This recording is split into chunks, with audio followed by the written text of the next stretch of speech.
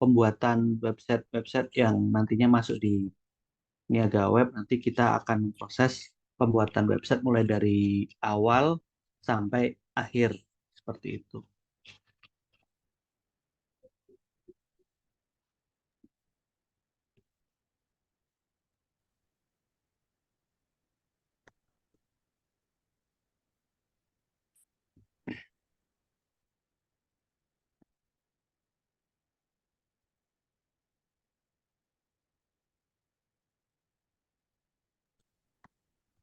Oke Kak, keren banget Kak. Job Kakak. Eh, Mungkin untuk selanjutnya boleh langsung ke materi sih Kak, karena mungkin teman-teman sudah mulai gak sabar pengen belajar nih Kak. Oke, baik. Kalau begitu mungkin saya izin share screen dulu untuk lihat di materinya.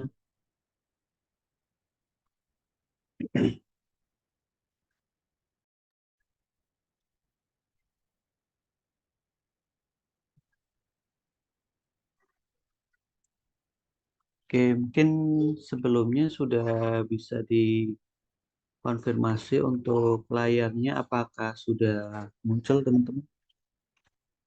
Sudah muncul. Oke, baik.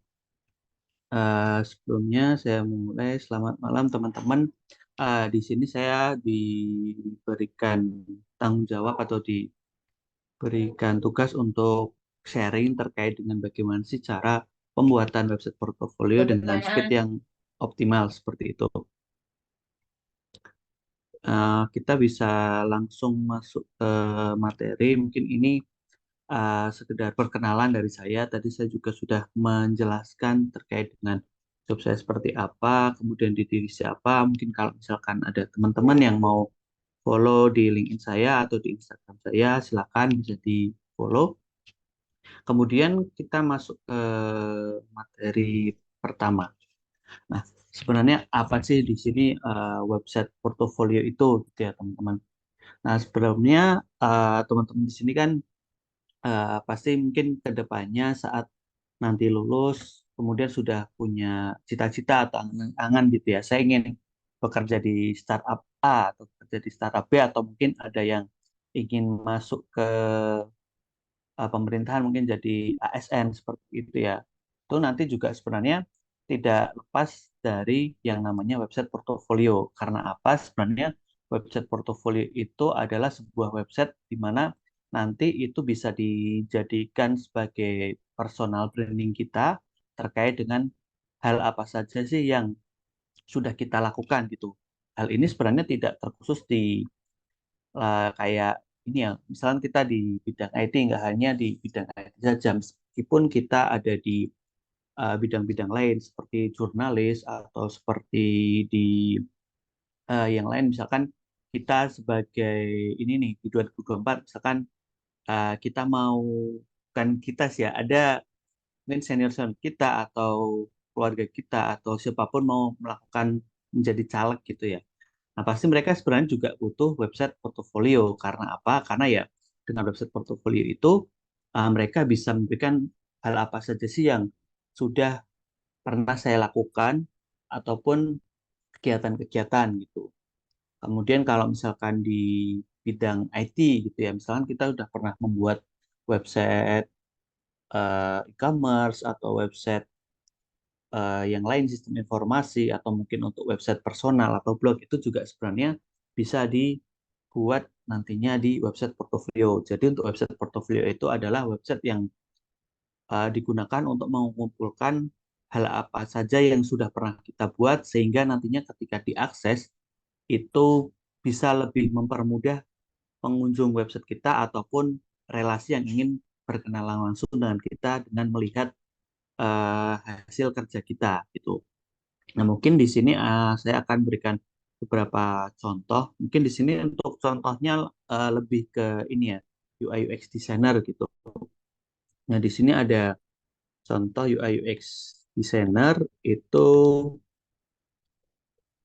namanya Mas Kuku Aldi. Dia adalah salah satu UI UX designer yang cukup dikenal juga. Beliau juga sering membuat konten-konten di Instagram, kemudian sering juga bikin apa namanya materi di YouTube gitu. Nah, mungkin di sini bisa kita lihat ya seperti apa sih sebenarnya website portofolio itu. Yang pertama ya pasti kita harus memperkenalkan diri terlebih dahulu, siapa nama kita, kemudian pekerjaan kita atau kita sebenarnya ingin dikenal sebagai apa gitu. Kalau di sini kan si Mas Kuku ini ingin dikenal sebagai seorang UI UX designer. Jadi di situ dia menampilkan informasi atau tagline-nya dia adalah seorang UI UX designer yang apa? Dia ternyata juga mengajar desain di YouTube. Kemudian juga bisa ditambahkan terkait dengan introduction-nya, terkait dengan kita sendiri seperti apa, kita bekerja di mana. Kalaupun misalkan memang belum bekerja, kita bisa menampilkan informasi kita antusias terkait dengan hal apa seperti itu. Nanti di sini juga bisa ditampilkan kontaknya. Kemudian setelah itu yang paling penting di sini adalah kita bisa menampilkan project-project atau hasil karya kita gitu ya di website seperti itu. Nah, ini juga ditambahkan website yang pernah dibuat, ditambahkan linknya, kemudian juga ada study case-nya. Nah, mungkin nanti di sini teman-teman bisa dipelajari lebih lanjut lagi terkait dengan struktur atau informasi apa saja yang ditampilkan di sebuah website portofolio. Kemudian yang kedua ada Fazenas di sini. Mas Fazenas ini dia sebagai seorang Elementor expert ingin dikenalnya. Kalau tadi Mas Koko Aldi dia ingin dikenal sebagai UI UX designer. Kalau Mas Fazenas ini ingin dikenal sebagai Elementor expert. Di sini juga beliau menampilkan informasi sudah berapa lama dia berpengalaman di Elementor. Kemudian selain jadi Elementor expert, dia juga bisa mengerjakan hal apa saja seperti itu. Di sini juga dia menampilkan terkait dengan portofolio-portofolio yang sudah pernah dia kerjakan gitu. Di sini juga dia menampilkan apa namanya file Figma-nya seperti itu. Nah, selain itu juga dia ada beberapa course yang sudah dia bikin, kemudian juga ada resource-resource dan lainnya seperti itu. Kemudian yang ketiga dia ada Melisa Sundaya. Di sini dia lebih eh, bukan di bidang IT, tapi dia lebih umum gitu ya, ingin dikenalnya lebih umum. Jadi dia menampilkan apa namanya hasil karyanya itu lebih ke gambar-gambar atau image-image yang sudah pernah dia kerjakan terkait dengan project-project yang sudah pernah dia kerjakan. Di sini mungkin dia langsung straightforward ya, dia langsung pengenalan, kemudian langsung menampilkan hasil karyanya gitu. Nah, di sini bisa kita cek di halaman project, dia langsung menampilkan informasi projectnya. Mungkin di sini agak loading, nanti teman-teman bisa dicek langsung menggunakan koneksi masing-masing ya. Mungkin di sini agak lama koneksinya. Nah, kemudian yang selanjutnya ada Tara Pixley. Dia di sini adalah seorang fotografer gitu ya. Dia fotografer, filmmaker, media scholar, dan lain-lain. Di sini dia langsung menampilkan informasi-informasi terkait dengan portofolionya gitu. Nah, dia langsung menampilkan hasil fotonya dia apa saja, kemudian ada kategorinya, kemudian misalkan ada event-event commission seperti itu, dia juga ditampilkan motion project dan lain-lain. Nah, itu sih salah satu dari sekian banyak contoh website portofolio seperti itu.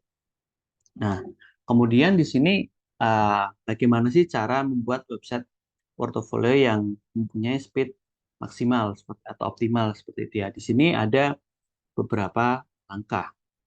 Nah, yang pertama, pastinya kita harus menentukan nama domain dan mendaftarkan nama domain terlebih dahulu. Biasanya nanti kita akan menggunakan nama domain yang seperti apa? Apakah kita akan menggunakan nama panjang dari nama kita, atau kita akan menggunakan nama yang berbeda dengan nama kita? Itu sebenarnya balik lagi ke masing-masing individu ingin dikenal dengan nama yang seperti apa? Apakah nama sendiri atau mungkin ada nama khusus seperti itu. Kemudian yang kedua ada namanya ada langkah pilih platform website. Nah, untuk platform website itu cukup banyak ya platformnya. Nah, tapi di sini kita akan menggunakan WordPress. Untuk WordPress itu kenapa kita harus menggunakan WordPress ya nanti akan saya jelaskan detailnya. Kemudian setelah kita menentukan nama domain dan memilih platform yang digunakan, kita nanti harus menentukan tema website. Nah, tema website di sini sebenarnya lebih ke penunjang dari website portofolio yang kita gunakan.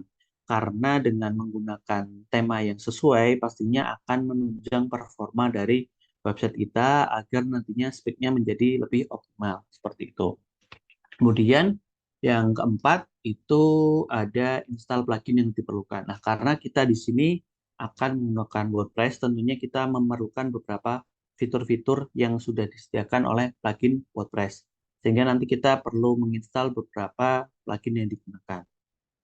Kemudian yang kelima itu tampilkan informasi yang diperlukan. Nah, ini sebenarnya adalah hal yang paling penting ya, karena di sini nanti di website portofolio yang akan kita buat, itu kita perlu menampilkan informasi apa saja sih yang diperlukan agar nantinya ya kita sebagai penyedia jasa atau layanan itu akan lebih mudah dikenal seperti itu. Nah, kita bisa langsung masuk ke materi yang pertama. Kita bisa langsung menentukan nama domain dan kita bisa daftarkan nama domain tersebut.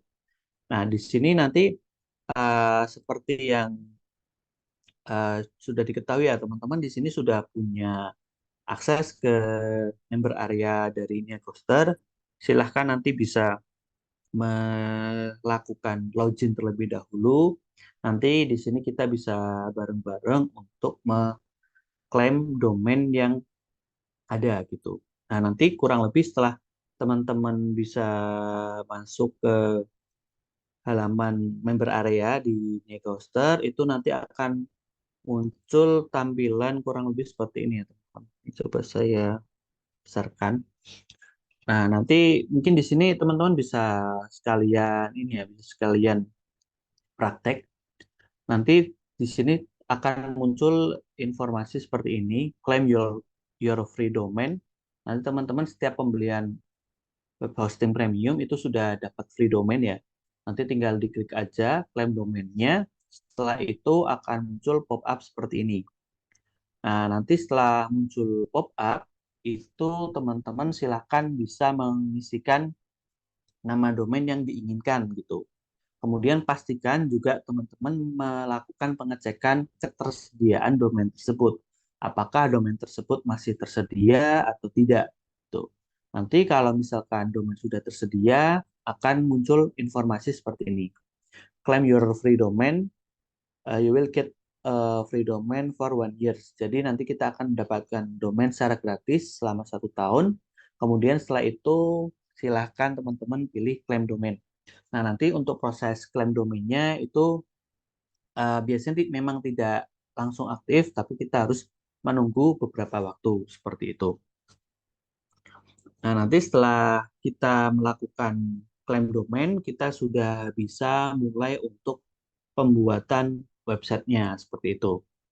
Nah, nanti silakan teman-teman bisa dipraktekkan sambil menunggu proses aktivasi domainnya. Saya akan menjelaskan lagi terkait dengan langkah yang kedua.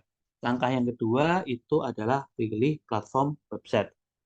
Nah, kenapa sih tadi saya menyarankan untuk menggunakan WordPress gitu ya? Nah, kenapa harus menggunakan WordPress? Karena memang si WordPress ini adalah CMS atau Content Management System yang populer selama beberapa tahun terakhir. Dan menurut data yang dimiliki oleh Webitex menunjukkan bahwa WordPress ini digunakan oleh 34,5% website di dunia. Jadi ya hampir sepertiganya ya website-website di dunia itu menggunakan WordPress. Nah, kenapa sih sebenarnya banyak orang yang memilih CMS ini atau WordPress ini gitu ya? Yang pertama, gratis.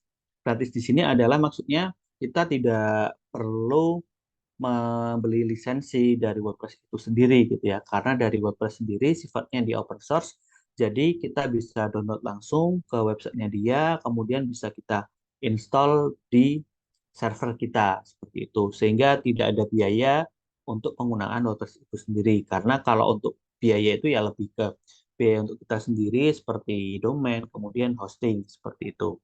Kemudian yang kedua, itu si WordPress sendiri dia punya banyak variasi plugin. Nah, plugin di sini kita bisa breakdown lagi ya, plugin seperti apa sih yang nantinya sudah disediakan WordPress gitu. Nah, karena saking banyaknya variasi plugin, itu biasanya setiap kebutuhan yang digunakan untuk di website itu sudah disediakan pluginnya. Contoh, ketika kita ingin membuat sebuah tampilan website dengan cara drag and drop gitu ya. Nah, itu nanti teman-teman sudah disediakan plugin yang namanya Elementor. Kemudian nanti misalkan kita ingin menampilkan portofolio dari layanan kita, layanan atau jasa kita, itu sudah ada namanya plugin Visual Portfolio. Kemudian misalkan ingin menambahkan fitur WhatsApp, itu juga sudah ada. Ada ada banyak kalau untuk WhatsApp itu sendiri nanti bisa disesuaikan dengan kebutuhan atau dengan fitur masing-masing. Kemudian misalkan untuk plugin penjualan gitu ya, untuk e-commerce itu juga sudah disediakan. Untuk pembayarannya pun juga sudah disediakan oleh si WordPress ataupun oleh developer-developer plugin ini. Sehingga hampir setiap fitur yang kita butuhkan itu pasti disediakan oleh WordPress itu sendiri. Kemudian yang ketiga itu ada ribuan tema untuk kustomisasi. Nah, dari WordPress dia sebenarnya sudah menyediakan tema mulai dari yang free, kemudian sampai tema yang premium. Perbedaannya free dengan premium itu adalah di sisi harga.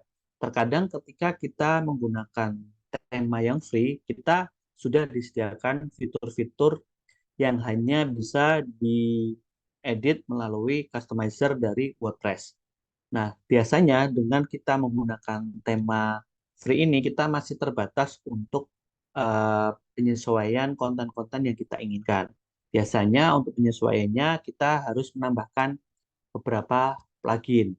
Tapi ketika kita sudah menggunakan tema yang premium, biasanya mereka sudah menyediakan fitur-fitur yang nantinya kita tidak perlu menginstal plugin-plugin lagi, tapi sudah include di dalam satu tema tersebut. Sehingga ketika kita sudah membeli tema premium tersebut, kita sudah mendapatkan fitur-fitur yang cukup banyak dan kompleks, sehingga kita tidak perlu menambahkan banyak-banyak plugin di website kita.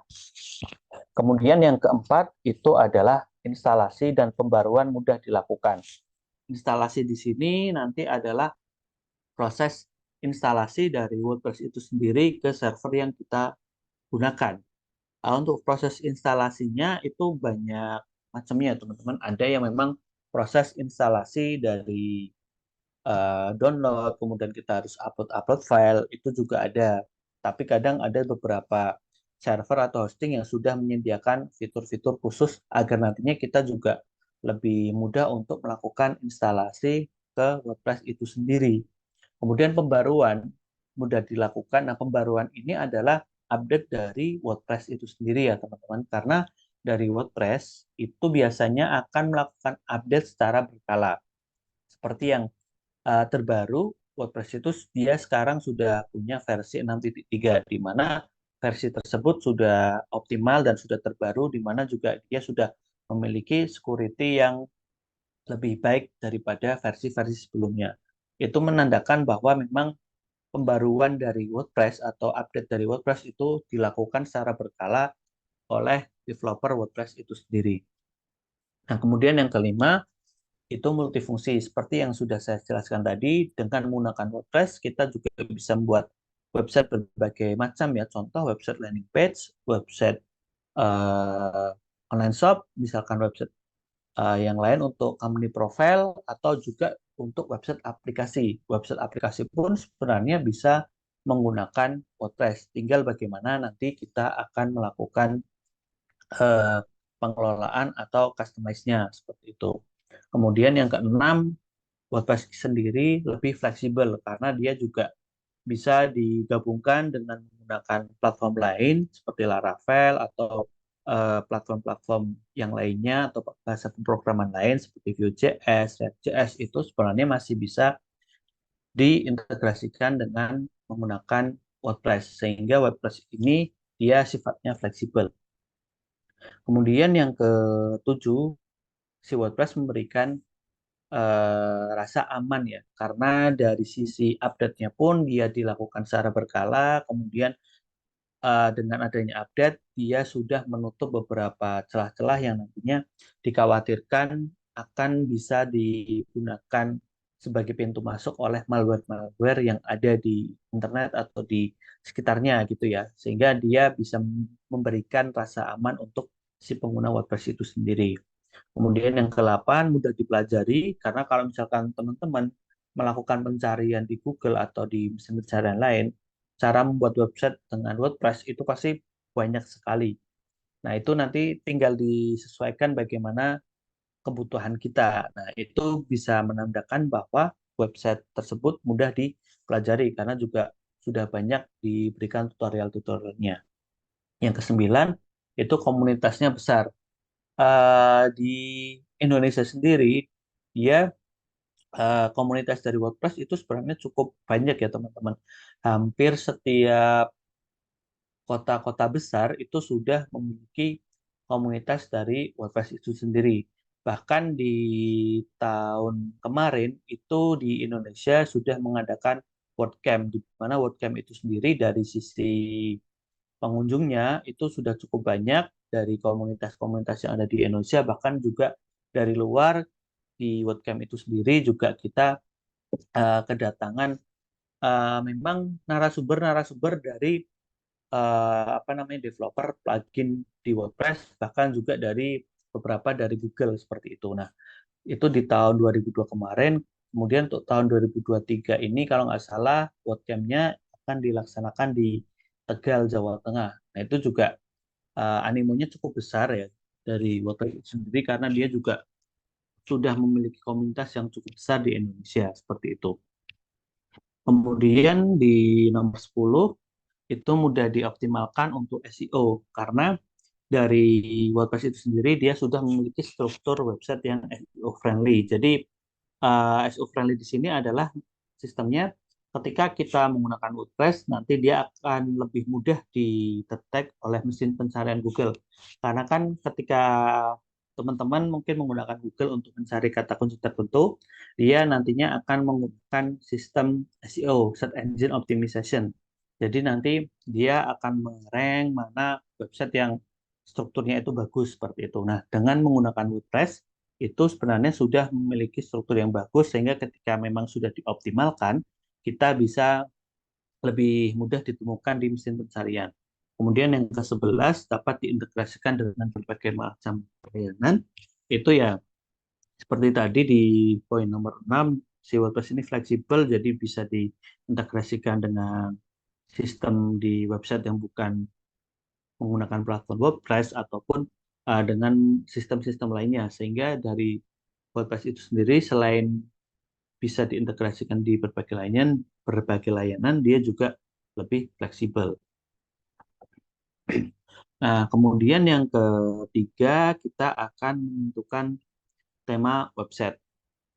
Nah, untuk menentukan tema website di sini pemilihan tema tentunya akan menentukan tampilan dari keseluruhan website ya. Dalam membuat website portofolio sebenarnya kita juga harus memikirkan bagaimana kita akan menarik untuk pengunjung-pengunjung yang mengeksplor website kita. Sehingga dengan menentukan tema yang baik, kita juga akan lebih mudah untuk mendapatkan hasil website portofolio yang baik. Nah, beberapa kriteria untuk tema yang baik itu yang pertama ada responsif, yaitu adalah template atau tema dapat menyesuaikan tampilan website dengan berbagai ukuran layar dari pengunjung. Contoh misalkan kita menggunakan PC, tampilannya oke, kemudian kemudian menggunakan mobile atau smartphone itu tampilannya juga oke. Dan bahkan ketika kita menggunakan tablet pun tampilannya juga sudah cukup menarik. Kemudian yang kedua, di sini tema yang digunakan itu adalah SEO friendly karena tema tersebut harus mendukung aspek SEO friendly dari website itu sendiri ya, karena akan lebih mudah untuk melakukan indexing dari Google. Semakin SEO friendly, semakin mudah juga website kita di ranking oleh mesin pencarian seperti Google. Kemudian yang ketiga ada user friendly. Website atau tema yang digunakan atau yang dimiliki itu nanti navigasinya juga cukup jelas sehingga nanti lebih mempermudah ketika diakses oleh pengunjung. Kemudian yang keempat itu ringan. Tema yang ringan akan membuat website itu lebih mudah diakses karena juga dari source-nya itu akan lebih cepat diakses sehingga nanti websitenya pun akan lebih mudah ditampilkan. Kemudian pastikan tema yang digunakan itu juga kompatibel dengan beberapa plugin yang dibutuhkan karena kadang ada beberapa tema ya yang tema tersebut itu memang tidak support untuk diinstal plugin tambahan sehingga ketika plugin tambahannya kita install mungkin plugin tersebut akan jalan tapi nanti akan berpengaruh ke salah satu fitur atau fungsi yang ada di tema website tersebut. Nah, kemudian untuk apa namanya langkah yang keempat itu adalah install plugin yang diperlukan. Nah, di sini ada beberapa plugin-plugin yang nantinya bisa membantu untuk website portofolionya berfungsi secara maksimal. Di sini nanti ada plugin Elementor, Visual Portfolio, Contact Form, Yoast SEO, dan WordFence. WordFence di sini untuk pengamanan dari website WordPress kita seperti itu. Kemudian yang terakhir itu adalah tampilkan informasi yang diperlukan. Seperti yang saya jelaskan tadi ya di awal terkait dengan website portofolio ini kan sebenarnya adalah dokumen pelengkap CV yang menunjukkan skill dan hasil karya kita ya. Jadi di sini kita harus menampilkan informasi yang mencerminkan terkait dengan kemampuan kita agar nantinya si klien itu lebih percaya kepada kita terkait dengan skill yang kita miliki.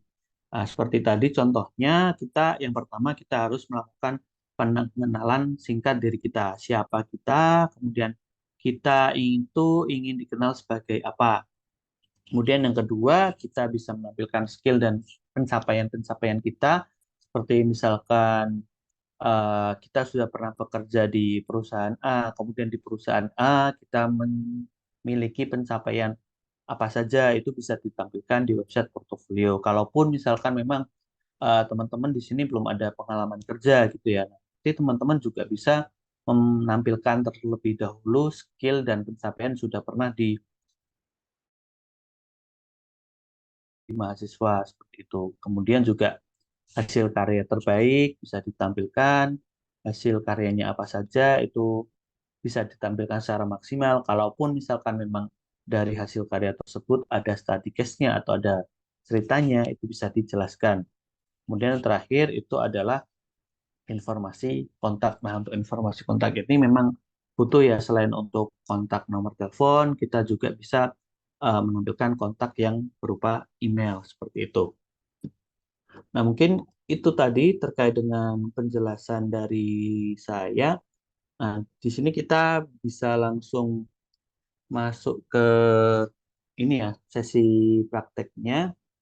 Ini saya coba close dulu. Nah, nanti silakan teman-teman bisa melakukan login terlebih dahulu ke member area yang sudah didapatkan. Kemudian silakan teman-teman bisa melakukan klaim untuk domain terlebih dahulu. Mungkin di sini ada yang sudah melakukan klaim domain atau ada yang mau jadi sukarela untuk mempraktekkan cara klaim domain seperti yang tadi saya jelaskan.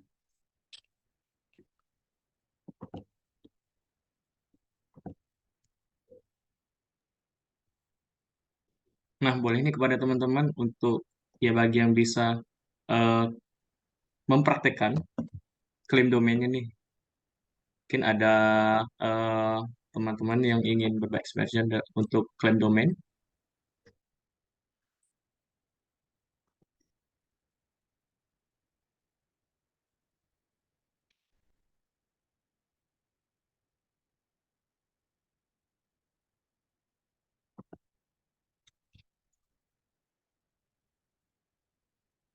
Ada yang bersedia jadi sukarela mungkin.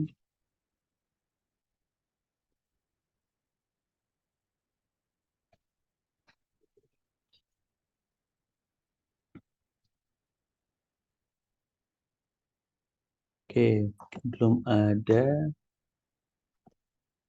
Udah lihat atau enggak? Ada nih Kak. Oke, silakan ke Oke, Umar Mukdar. Mungkin bisa diberikan akses untuk share screen ya Kak, gitu ya. Nanti oke bisa boleh boleh. Kak Umar bisa praktek gitu. Eh di Mungkin Kakak boleh close itunya Kak, Oh ya, share screen-nya. oke.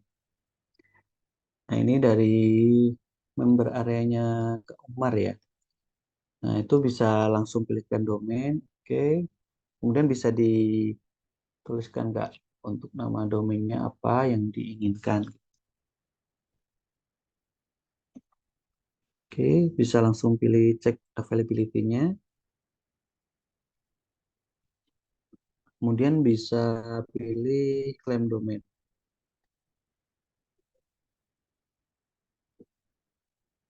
Nah, itu nanti silakan bisa pilih yang personal.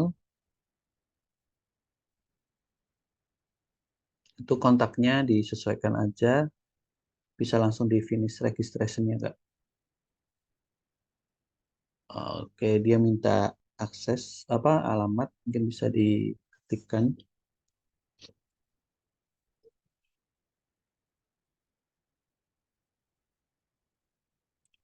Kotanya mungkin di ini aja sih Kak, nggak terlalu detail. Misalkan kota Palembang, alamatnya di daerah mana gitu. Kode posnya.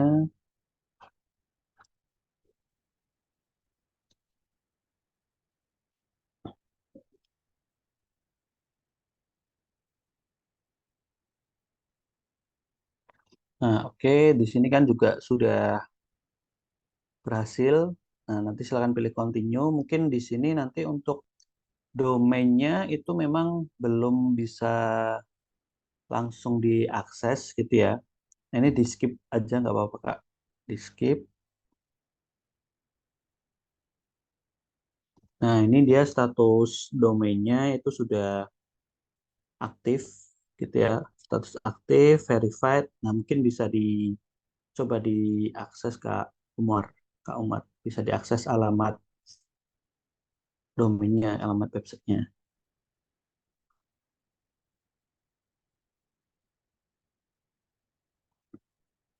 Oke, mungkin kalau tampilannya seperti ini itu sebenarnya sudah aktif domainnya ya. Nah itu nanti silahkan teman-teman tinggal diakses apa tinggal di setup untuk websitenya. Nah di sini silahkan Kak Umar bisa kembali ke domain overview-nya, domain overview, kemudian bisa pilih di bagian hosting.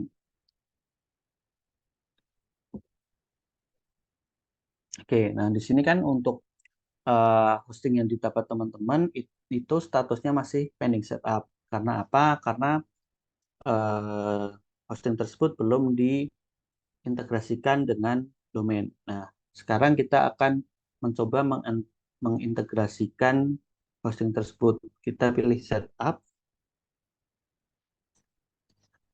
kemudian dipilih start now. Nah, itu bisa di skip aja, nggak apa-apa, Kak. Skip. Nah, kita akan create a new website. Bisa di select. Oke, itu kita akan menggunakan WordPress. Nanti bisa di select WordPress-nya. Nah, nanti silakan Kak Umar bisa membuat kredensialnya dulu gitu.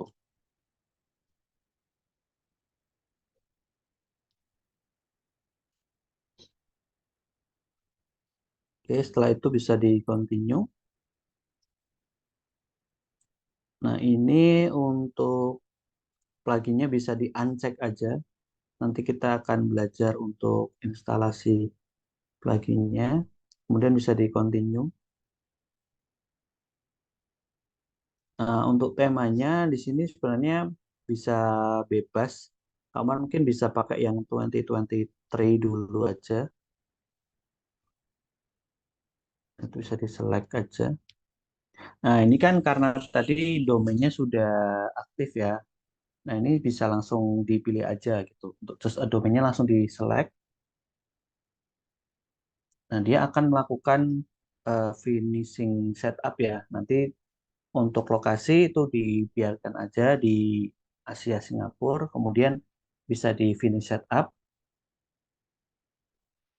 Nah, nanti setelah di finish setup itu dia akan melakukan proses instalasi WordPress ke hosting yang sudah dimiliki teman-teman. Nanti kalau misalkan memang sudah berhasil, nanti teman-teman bisa mulai membuat untuk website portofolionya seperti itu. Itu mungkin kita tunggu dulu.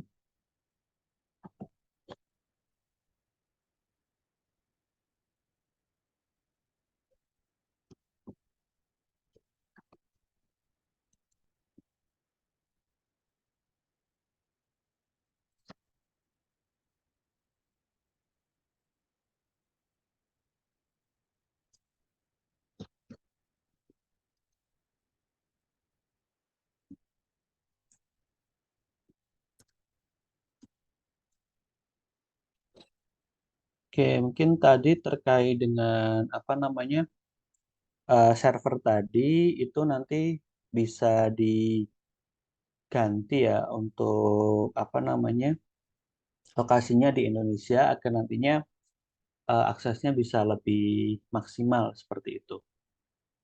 Untuk cara gantinya mungkin nanti saya akan coba apa namanya coba carikan dulu. Mungkin nanti sambil nunggu dari Kak Omar untuk prosesnya ya. Karena udah 99%.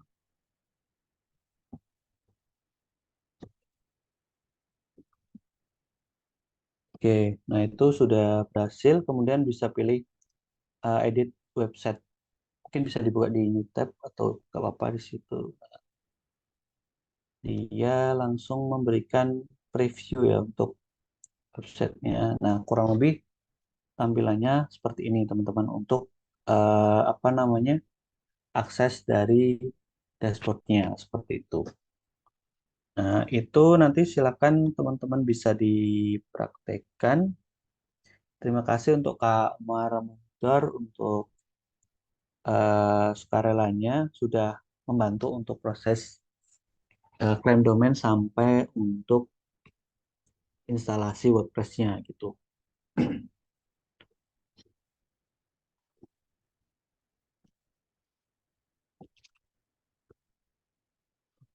Oke, bentar saya cek lagi.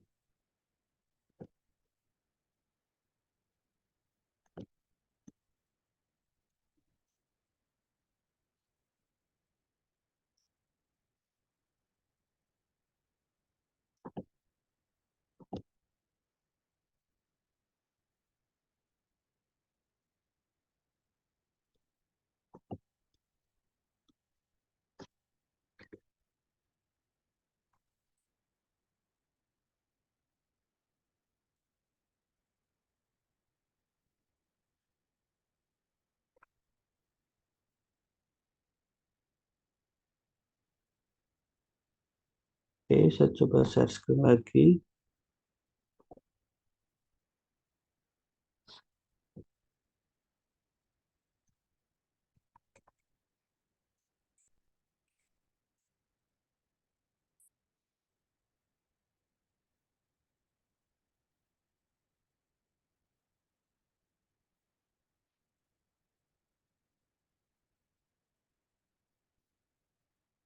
Oke, jadi tadi setelah kita melakukan instalasi, nanti teman-teman bisa langsung masuk ke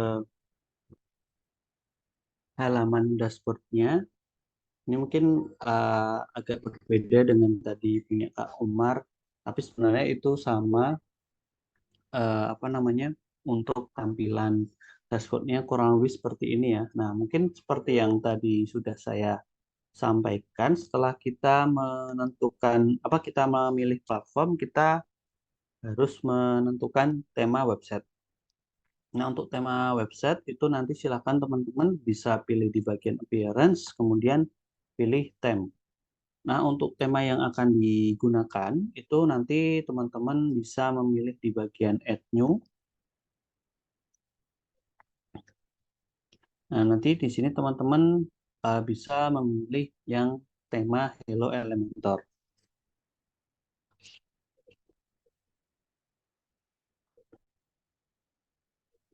Nah, nanti untuk proses instalasinya itu biasanya kita harus menunggu beberapa waktu. Setelah berhasil, kita bisa activate.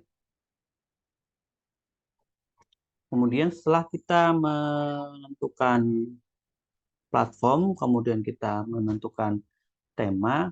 Nah, mungkin alasannya kenapa tadi saya menggunakan tema Hello Elementor ini karena dari tema tersebut dia cukup ini ya, cukup enteng. Jadi ketika kita cek di GTmetrix, dia akan memberikan hasil yang cukup bagus karena juga dari file-file yang digunakan itu juga tidak terlalu banyak gitu ya. Nah, mungkin untuk pengecekan file-filenya nanti bisa saya contohkan. Ntar kita tunggu dulu untuk proses analyzing-nya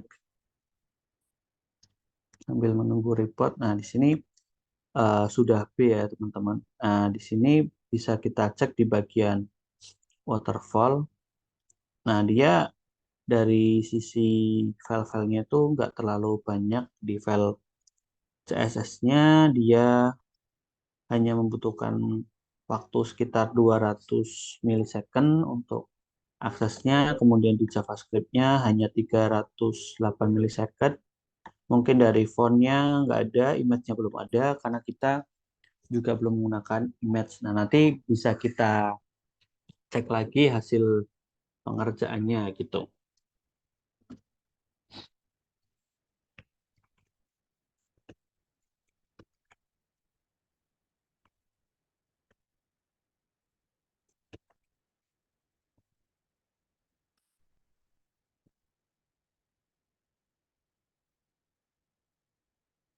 Nah, ini kita setelah menentukan tema, kita bisa melakukan instalasi plugin.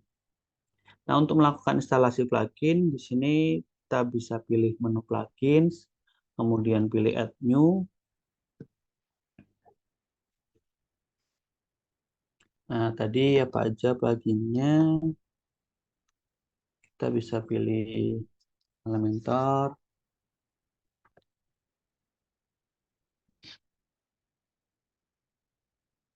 Nah, kalau misalkan kita cari, ini ada atau kita bisa pakai suggestion dari si tema Hello tadi, ini bisa kita install langsung.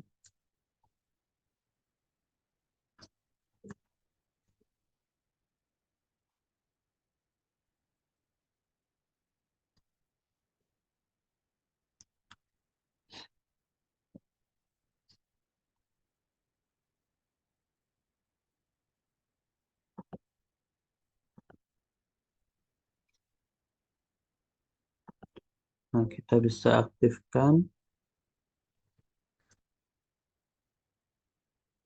Nah, ini untuk setting Elementor account-nya, kita bisa skip. Kemudian untuk bagian set name-nya bisa kita atur, misalkan website, portfolio, dan bisa kita next. Kalau misalkan ada logo, bisa di-upload, atau kalau tidak ada, bisa di-skip. Kemudian di sini bisa pilih salah satunya, bebas atau bisa di-skip aja. Karena kita masih akan melakukan instalasi plugin yang lain, jadi kita di-skip dulu untuk pengaturan di Elementornya. Nah, ini setelah Elementornya berhasil, itu akan muncul Elementornya di sini. Kemudian kita akan coba install plugin-plugin yang lain seperti Visual Portfolio, Contact Form, Yoast, dan WordFence.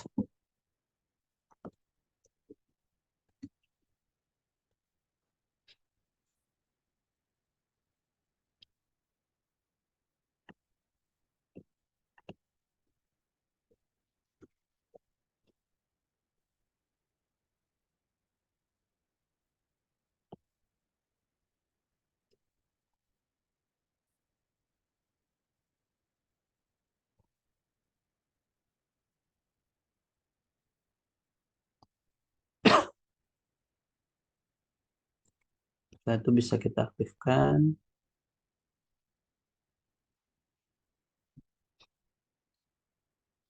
Nah, ini nanti bisa kita skip dulu.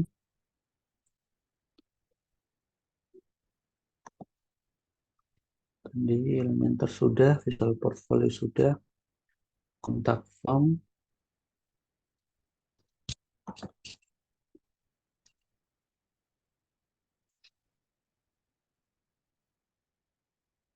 Nah, ini kita bisa pakai kontak form by WP Form.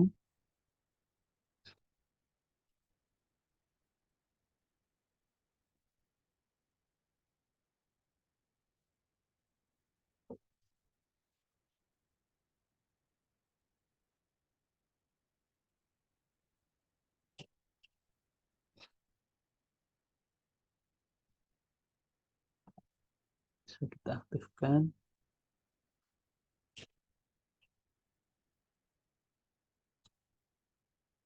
Kita kembali lagi ke plugin.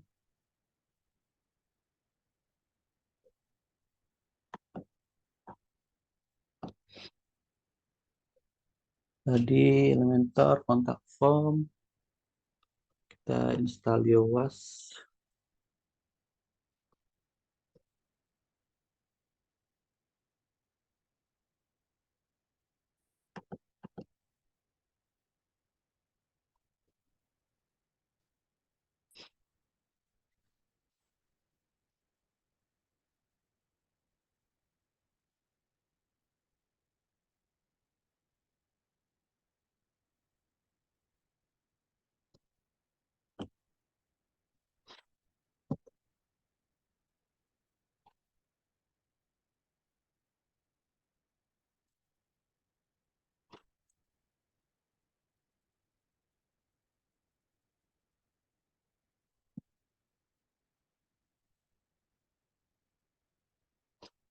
Oke, di sini kita coba skip dulu.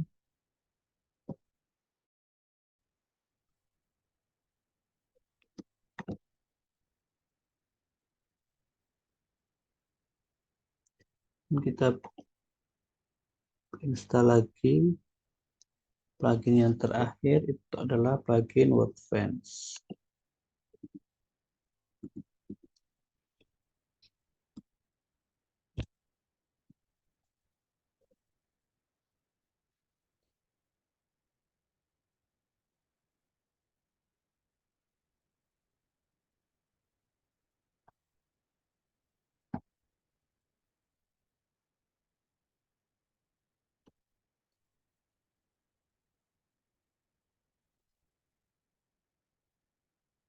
Ini kita install.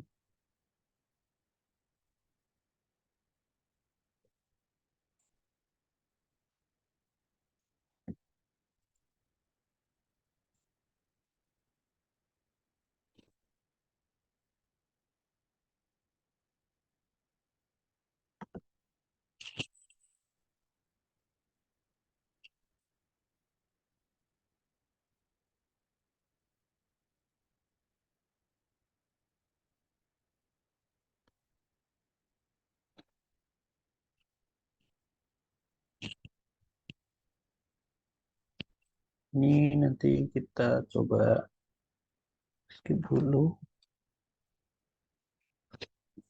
Nah, oke, setelah kita tadi sudah berhasil melakukan instalasi beberapa plugin, kita akan coba untuk melakukan setting agar bisa menampilkan informasi yang bisa diperlukan gitu. Nah, untuk melakukan setting, kita juga di sini perlu menggunakan atau membutuhkan beberapa gambar gitu ya. Nah, nanti gambarnya di sini akan saya coba menggunakan gambar dummy sebagai contoh portofolio saja saya gitu.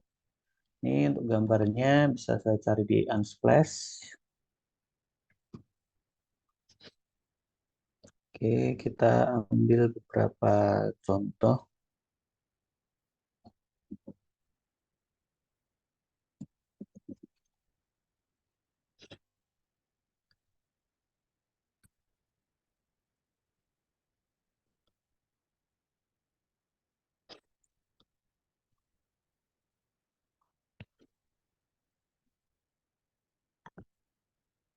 Nah, untuk penggunaan image itu nanti pastikan teman-teman menggunakan ukuran image yang proper gitu ya. Jadi contohnya di sini di bagian Unsplash dia kan memiliki beberapa contoh ukuran gambar ya. Ada yang small, ada yang medium, ada yang large, ada yang original size. Nah, di sini kita bisa menggunakan yang sekiranya itu cukup untuk website kita gitu. Jadi sebenarnya kita tidak perlu menggunakan yang original size kalau misalkan memang kebutuhannya hanya gambar yang kecil seperti itu. Mungkin kalau contohnya itu seperti di portofolio website Kuku Aldi tadi. Nah, untuk kebutuhan ini kan sebenarnya kita nggak perlu pakai yang ukuran original atau large. Kita pakai yang medium, itu sebenarnya juga cukup. Nanti bisa kita download. Nah, ini bisa kita download yang medium. Ini space plus medium. Atau kalaupun misalkan kita mau pakai yang small pun bisa kalau misalkan memang kebutuhannya hanya untuk thumbnail gitu, thumbnail seperti ini. Nah, itu bisa pakai yang image yang lebih kecil karena juga contohnya dari website ini dia pakai ukuran 424 kali 246 karena juga dia ingin menggunakan website yang lebih mudah dioptimasi seperti itu.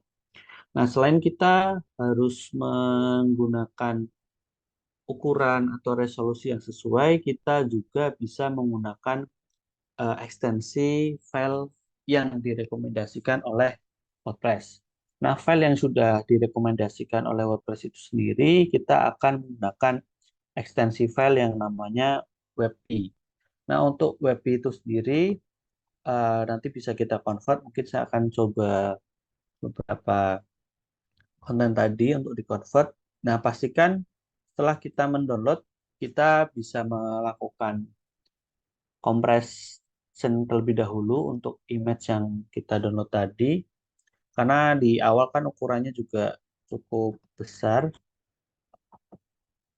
Nah, dia ukuran bawaannya sekitar 1 mega, ada yang 2 mega, ada yang 900 kilobyte. Nah, di sini nanti akan kita kompres terlebih dahulu agar bisa mendapatkan hasil gambar yang maksimal.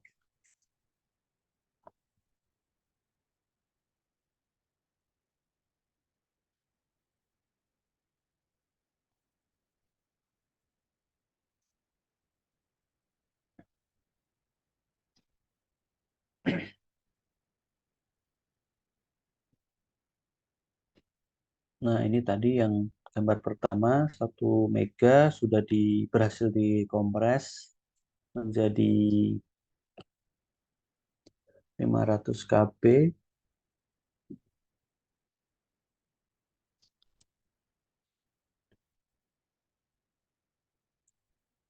Hampir 50%-nya ini juga di gambar kedua dari 2 KB jadi 900.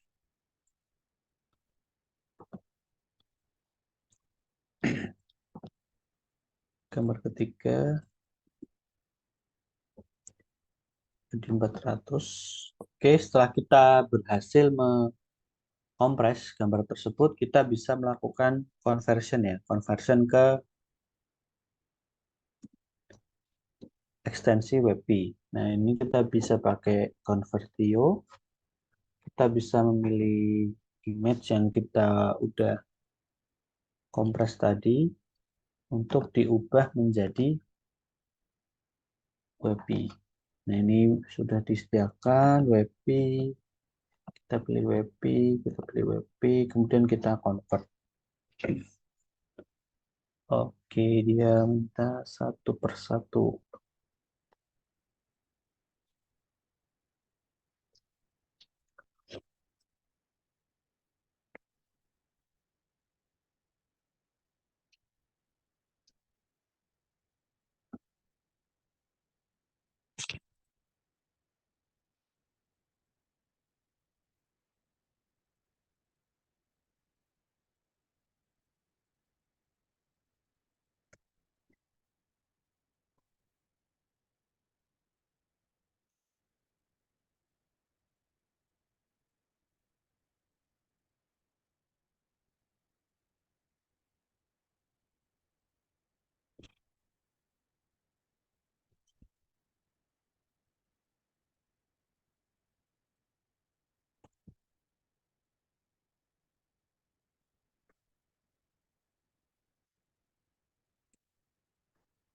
Oke, setelah itu bisa kita download.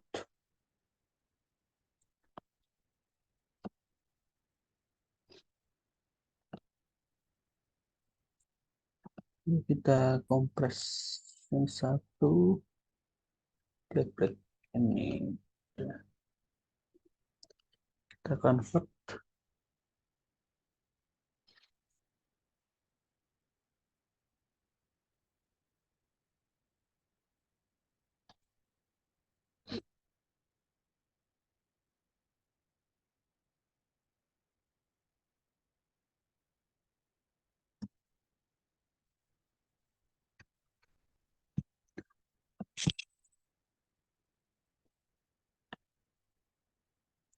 Oke, setelah itu sudah berhasil kita convert image-nya.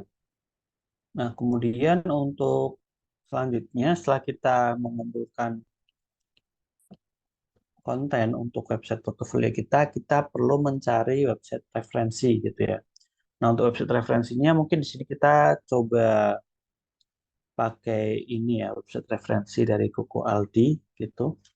Nah, kita akan membuat sebuah halaman untuk halaman home terlebih dahulu, nanti bisa kita buat sesuai dengan desain yang kita inginkan gitu ya. Nah, di sini tadi setelah kita buat halaman utama, yang bisa remind me later, kita buat home. Setelah itu bisa kita publish dulu. Nah, untuk setelah website halamannya sudah live, kita bisa edit with Elementor. Nah, mungkin di sini teman-teman ada yang sudah familiar sama Elementor atau ada yang sudah pernah menggunakan.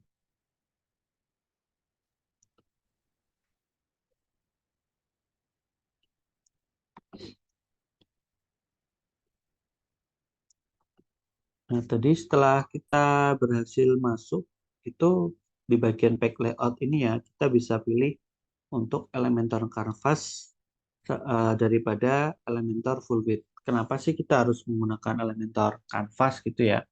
Nah, untuk Elementor Canvas itu nantinya agar keseluruhan tampilan dari halaman Elementor yang kita buat itu muncul. Tapi kalau misalkan kita menggunakan yang Elementor Full Width, nanti untuk pengaturan tampilan seperti header, footer, itu nanti akan menggunakan tampilan bawaan dari si tema yang kita gunakan tadi. Dan di sini kita set untuk Elementor Canvas-nya.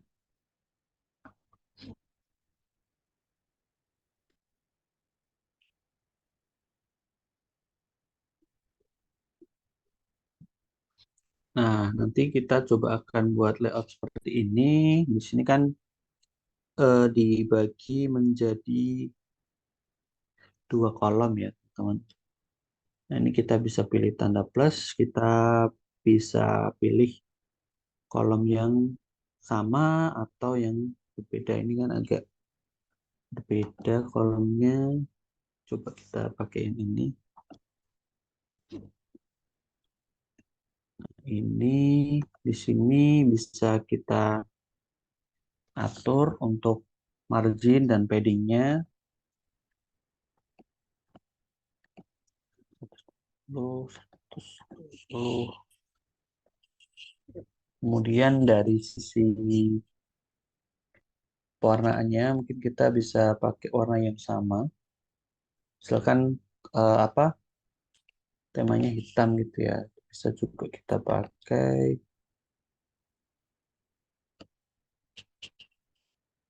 hitam, hitam, hitam.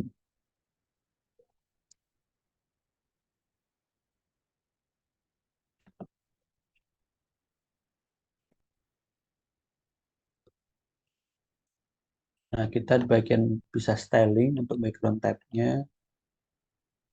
Hitamnya seperti apa? Seperti ini atau lebih gelap lagi.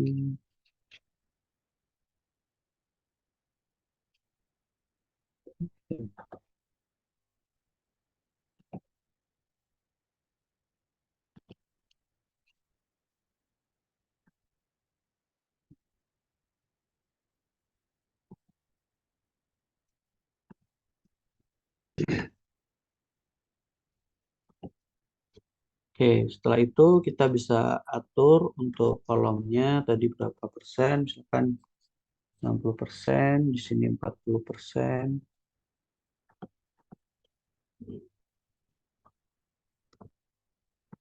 Nah, kemudian kita bisa atur ya untuk tampilannya. Nah, misalkan kita coba pakai konten seperti ini, misalkan hitam sama orange gitu ya. Kita atur heading. Oke, mater. Setelah itu kita bisa buat konten tambahannya. Nah, ini mungkin kita copy aja pakai konten dummy. Nah, selain itu kita juga bisa atur untuk apa paddingnya gitu ya, jarak antar kolomnya atau mungkin jarak antar sectionnya bisa kita atur. Contoh sini gini, kemudian kita bisa tambahkan image di sini. Untuk image itu ini ini gambar bisa optimasi.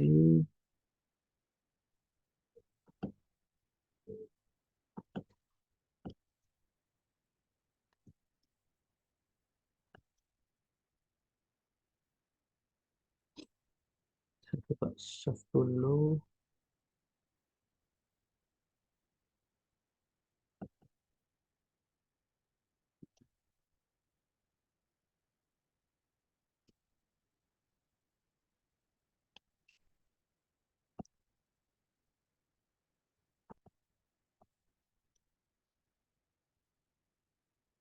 Dan kita config dulu.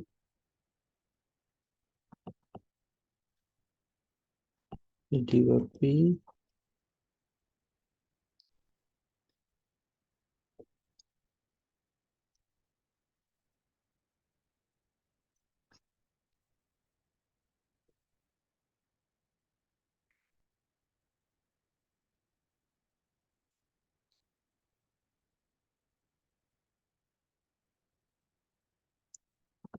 Kita download.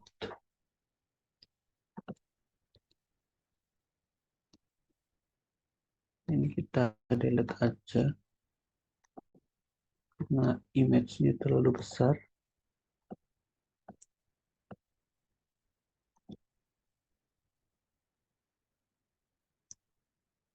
Ini,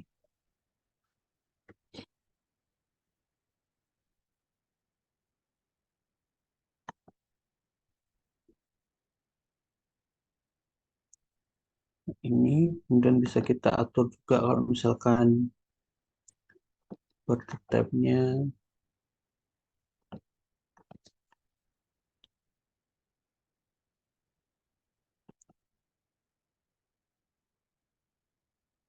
Warnanya misalkan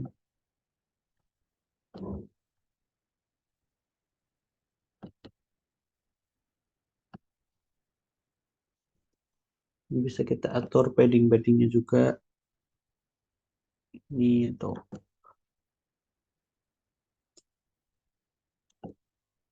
ini. Ini kita atur untuk posisinya juga bisa kita atur di bagian middle. Ini bisa kita copy tadi untuk warnanya.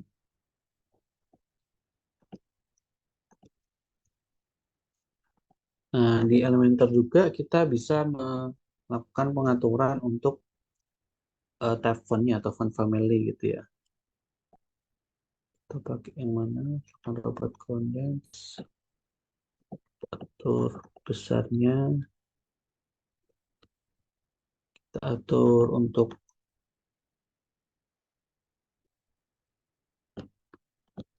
font-fontnya juga 18.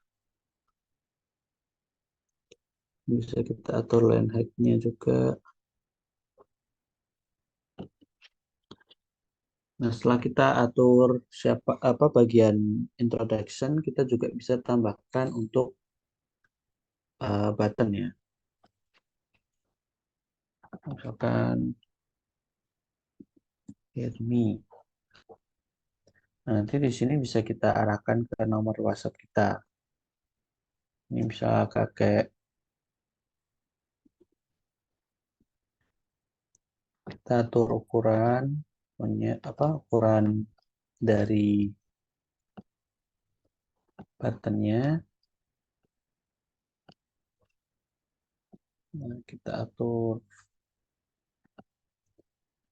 topografi dan lain-lain gitu.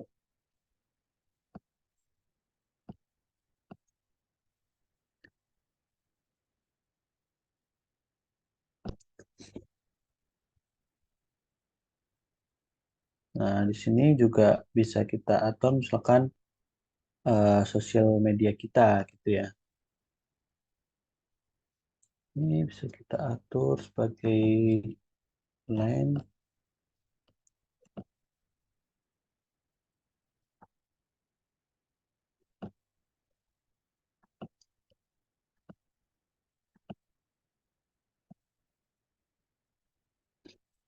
Nah, di sini bisa kita atur jaraknya juga.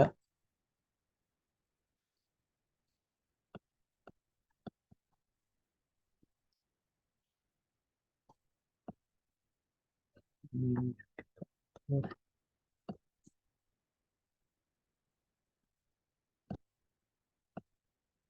Pastinya. Nah, di sini bisa kita atur untuk shape-nya itu seperti apa gitu. Apakah pakai warna khusus atau kita ada apa pakai official color gitu. Ini misalkan pakai warna abu ini.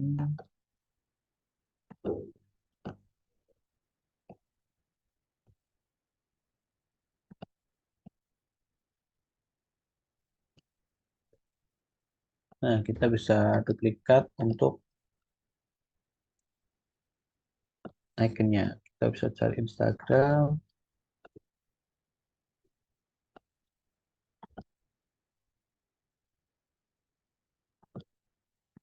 terus kita bisa pakai LinkedIn.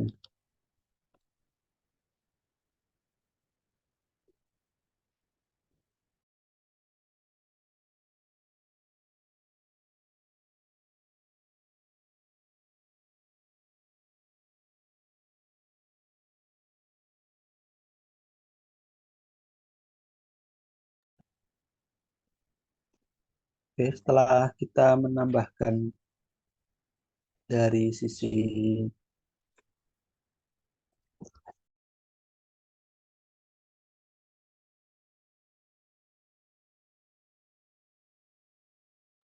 setelah kita menambahkan dari sisi sosial media, nah kita selanjutnya juga bisa ini ya, memberikan dekorasi untuk bagian apa hero sectionnya gitu ya. Kita bisa tambahkan background tab-nya. Misalkan kita pakai gradiasi warna gitu ya.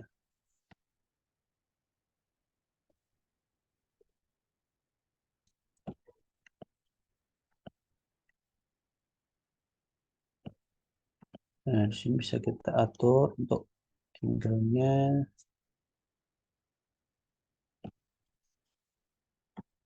posisinya. Nah, kalau seperti ini. Kemudian tadi kan di bagian penjelasan, setelah kita memberikan perkenalan singkat, kita bisa menampilkan untuk informasi skill dan pencapaian kita, gitu ya.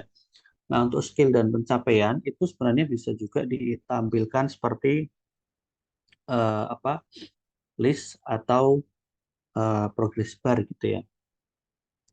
Contoh bisa kita buat untuk strukturnya misalkan 2 kolom, kita atur untuk paddingnya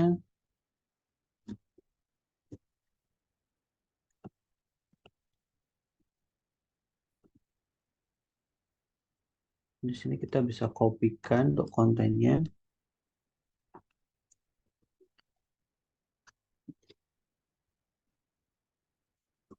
Sekarang kita bisa tulis skill kita apa aja.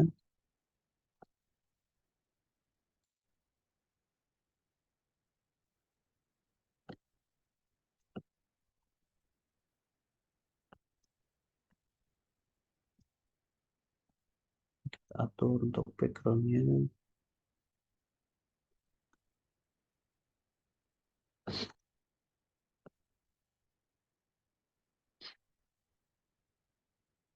Nah, di sini di Elementor juga dia udah ada icon list.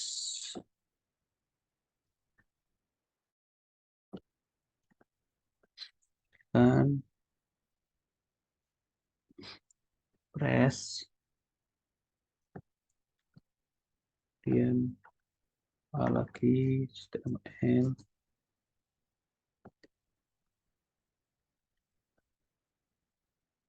JavaScript,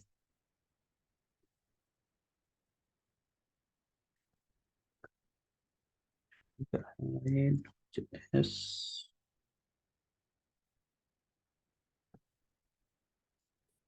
Laravel. Nah, selain skill teknikal, di sini nanti juga teman-teman bisa menambahkan skill yang berkaitan dengan apa namanya soft skill gitu ya. Bisa diduplikat aja. Nah, nanti bisa kita ubah, misalkan kita ganti icon gitu ya.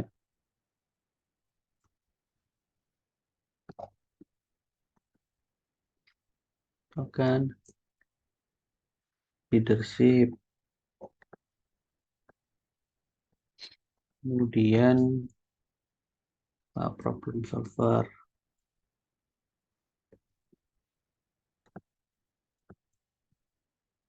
well oriented.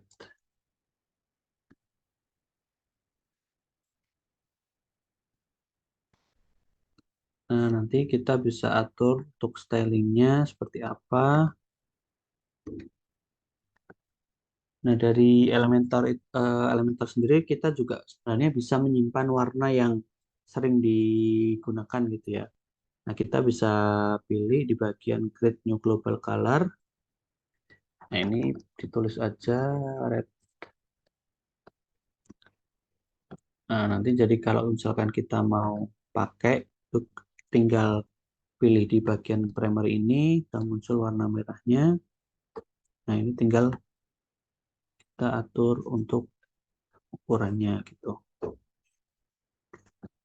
Selanjutnya bisa kita tambahkan juga untuk warna dari teksnya.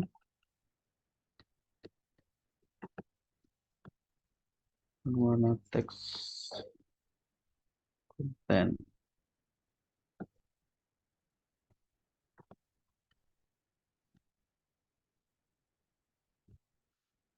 Nah, ini bisa kita copy, kemudian bisa pilih stylenya. Nah, ini bisa kita atur juga untuk space between-nya berapa banyak.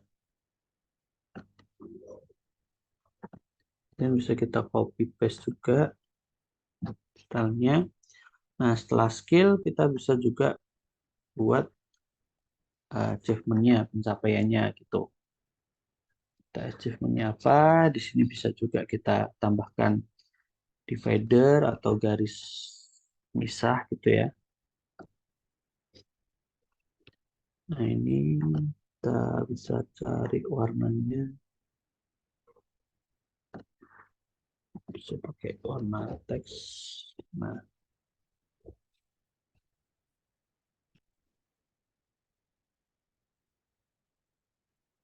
itu kan pencapaiannya tahun 2023. Jadi juara apa? Winner tahun.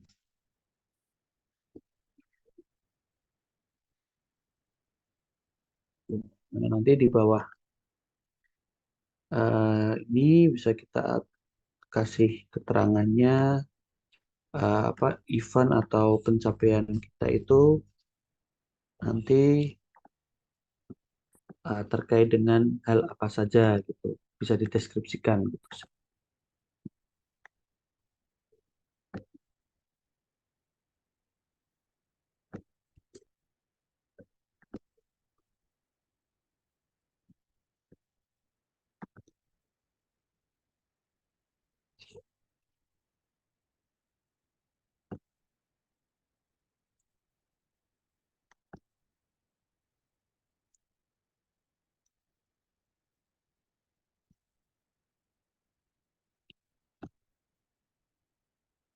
Nah, ini kurang lebih seperti ini untuk achievement-nya.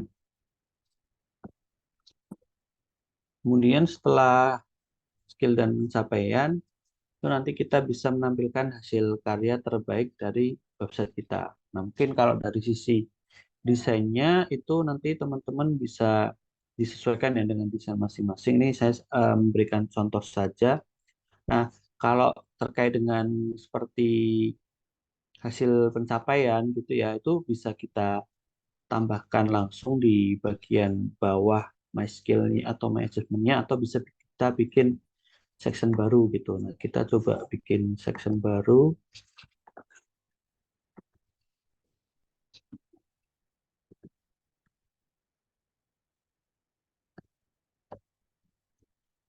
Nah, kita bisa sebenarnya bisa copy, kemudian bisa kita paste stylenya. Nah, kurang lebih seperti ini. Kemudian bisa kita save.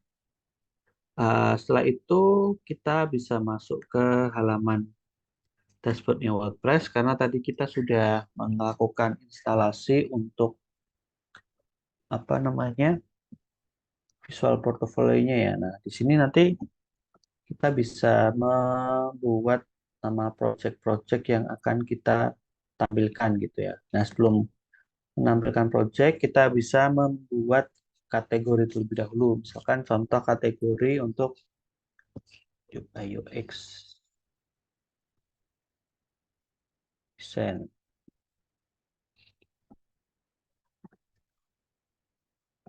Kemudian ada web development dan mobile app.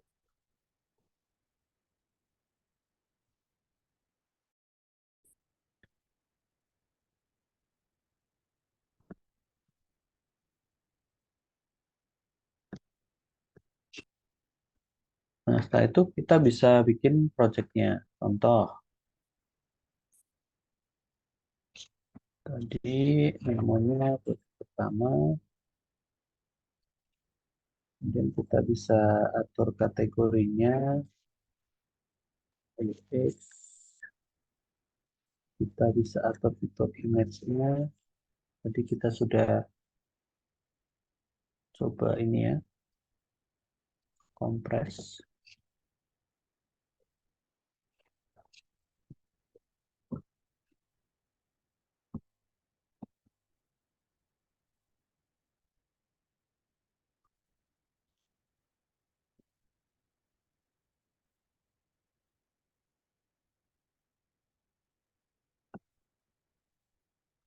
Nah, di sini juga selain menggunakan Elementor, kita juga bisa memanfaatkan bawaan dari WordPress-nya.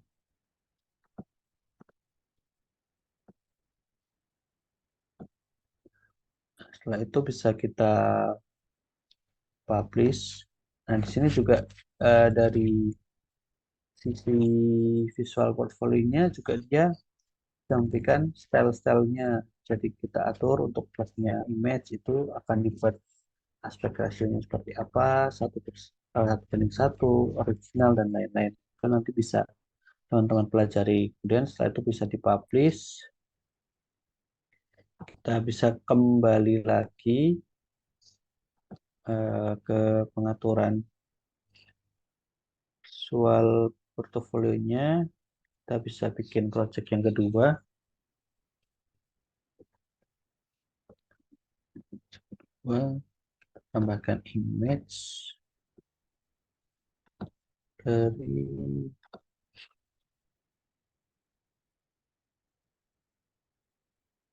kita buat di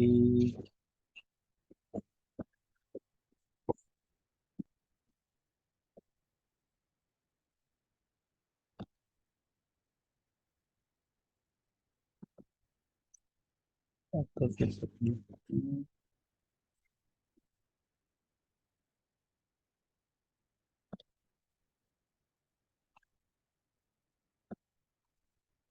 kita open, publish,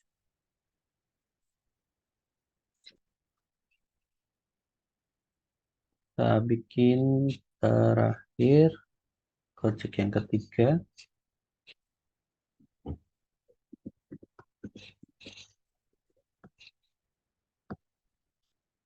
image,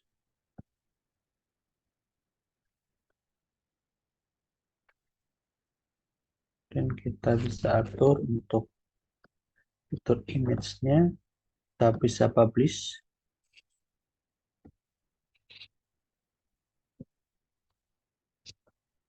Oke, setelah berhasil kita bisa masuk ke pencarian. Nah, setelah berhasil kita bisa menemukan ini ya, portfolio sudah kita buat tadi. Kemudian untuk cara menampilkannya di halaman utama kita bisa pilih save layout. Nah, kita bisa pilih add new.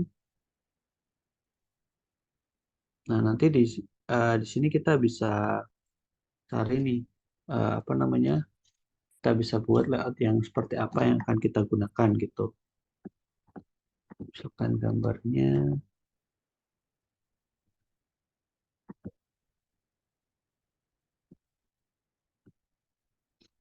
Nah, ini bisa kita atur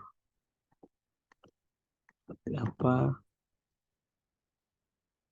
Pop gallery, filter. Oke, nanti kurang lebih seperti ini.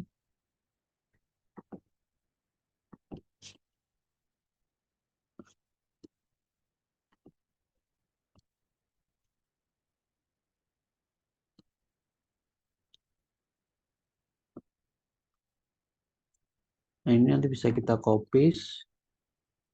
Setelah itu kita bisa atur juga untuk layoutnya, filternya seperti apa, dari sisi skinnya, fade atau fly gitu, image bisa kita atur, misalkan border radiusnya berapa,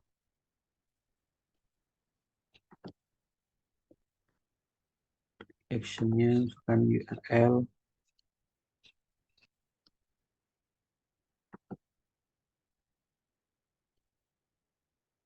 dan lain-lain. Nah, itu kita bisa copy, kemudian bisa dipublish.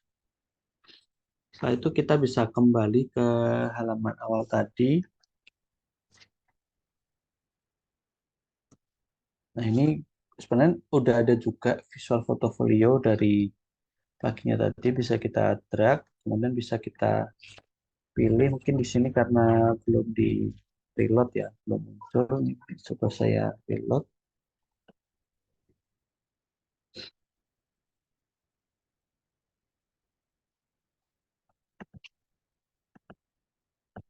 Nah, ini sudah muncul layoutnya. Kurang lebih seperti ini, teman-teman. Nanti kita tinggal tambahkan judul di sini.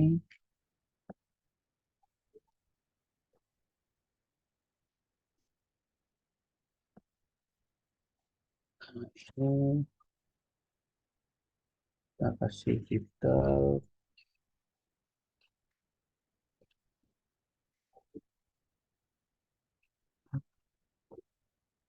Nah, kurang lebih seperti ini hasilnya.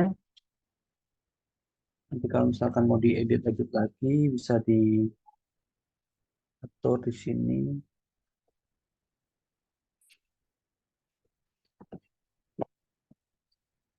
Nah, kemudian untuk section yang terakhir, kita bisa tampilkan halaman kontak gitu ya. Nah, untuk halaman kontak di sini sebenarnya bisa kita atur akan diarahkan ke mana, ke button atau ke WhatsApp atau ke email. gitu ya. Nah, ini nanti bisa kita coba untuk atur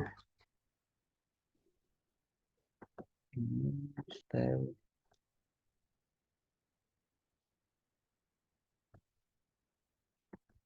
Kita bisa copy untuk buttonnya tadi,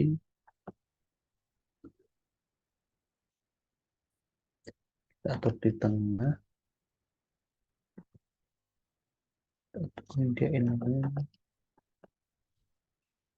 Nah, kita bisa tambahkan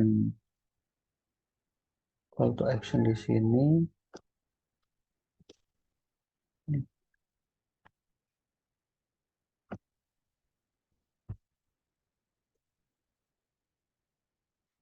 And contact me if you interested at my work. Nah, ini nanti bisa kita tambahkan untuk buttonnya diarahkan ke WhatsApp atau juga misalkan diarahkan ke email seperti itu. Nah, tadi juga kita kan sudah melakukan instalasi untuk kontak ya, form. Nah, di sini juga kita bisa drag untuk formnya. Nah, ini kan kita belum bikin form baru. Kita bisa get start, kita bisa apa namanya, form yang akan kita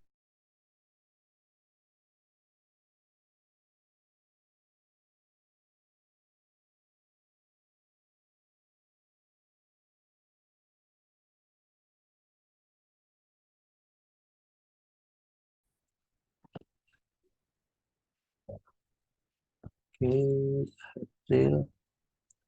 Nah, kita bisa pilih existing atau mungkin nanti kita bisa cek di bagian setup. Oke, oke, tadi mana ya? Hmm,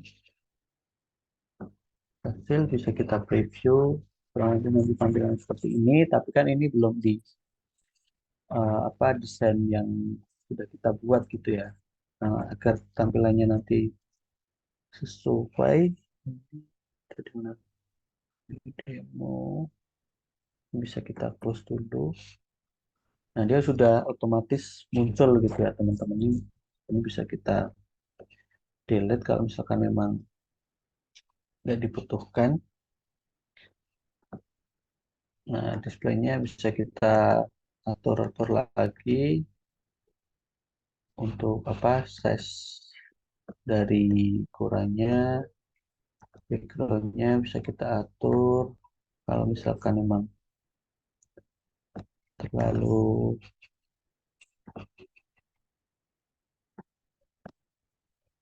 ini bisa kita atur untuk fontnya.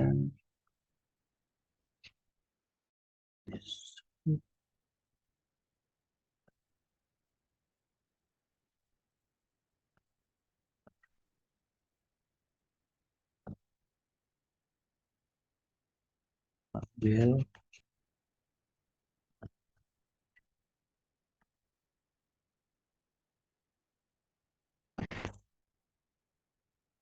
seperti ini teman-teman. Nanti kalau misalkan memang sudah oke, bisa kita update.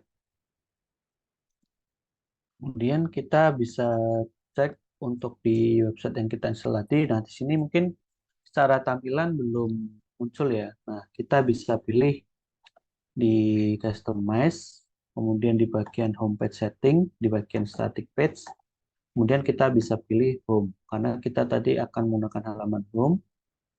Nah, di sini sudah jadi, kemudian kita publish.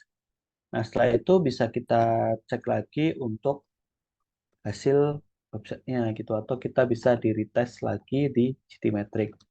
Mungkin akan ada perubahan skornya bisa menjadi lebih baik atau bisa juga menjadi lebih buruk karena kan tadi di awal kita belum menginputkan konten apapun tapi setelah kita melakukan proses edit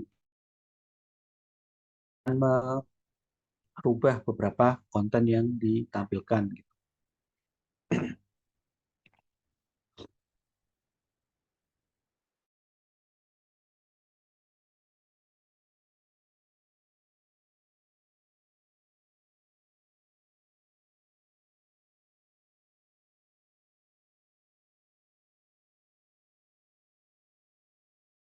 Nah, dia ada image-image juga.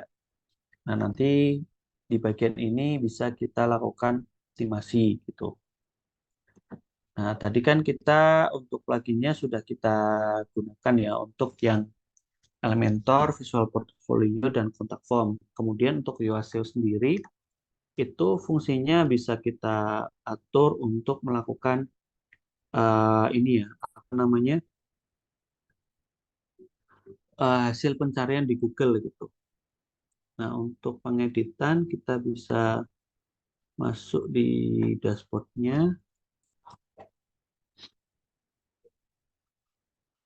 kemudian kita cari halaman yang kita buat tadi, kita pilih edit.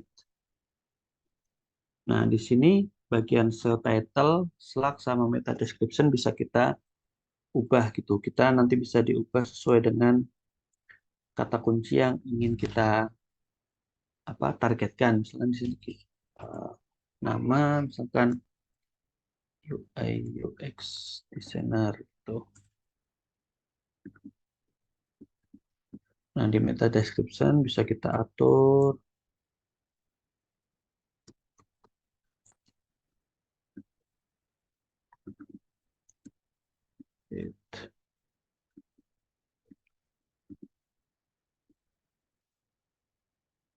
Nah, dan lain-lain gitu. Nanti setelah itu bisa kita lakukan update.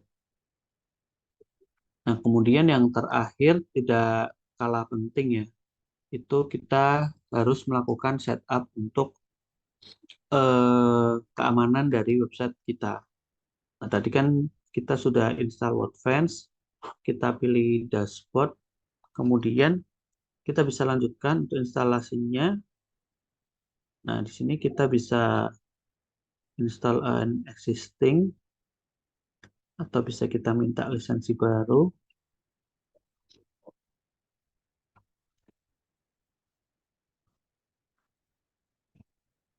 Nah, kita bisa minta lisensi di sini. Nah, email bisa kita inputkan emailnya.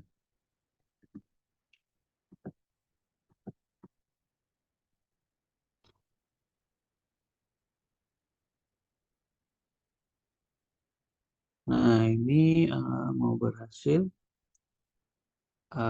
bisa kami bisa saya cek dulu instalasi lisensinya sudah terkirim atau belum.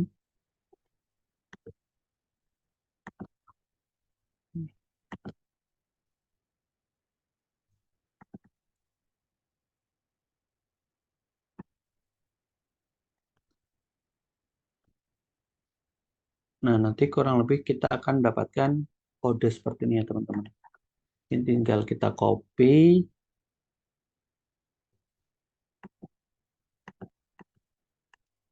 Nah, kita inputkan alamat emailnya, lisensinya,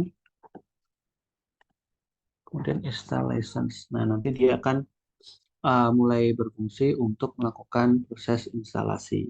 Tuh.